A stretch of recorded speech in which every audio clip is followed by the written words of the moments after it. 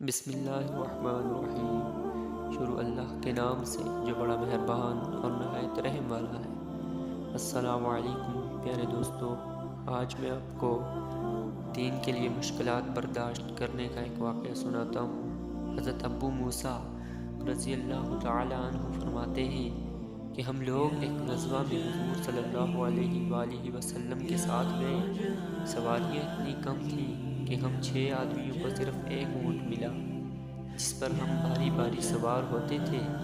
پتھریلی زمین میں ننگے پاؤں چلنے کی وجہ سے ہمارے پاؤں میں چھالے پڑ گئے اور ہمارے پاؤں گھس گئے، اور میرے دونوں پاؤں میں بھی چھالے پڑ گئے اور میرے ناخن جھڑ گئے، تو ہم اپنے پیروں پر پٹیاں باندھتے تھے۔ اسی وجہ سے اس غزوہ کا نام ذات الرقاع رکھا گیا۔ تو پیارے دوستو، اس سے ہمیں پتہ چلتا ہے کہ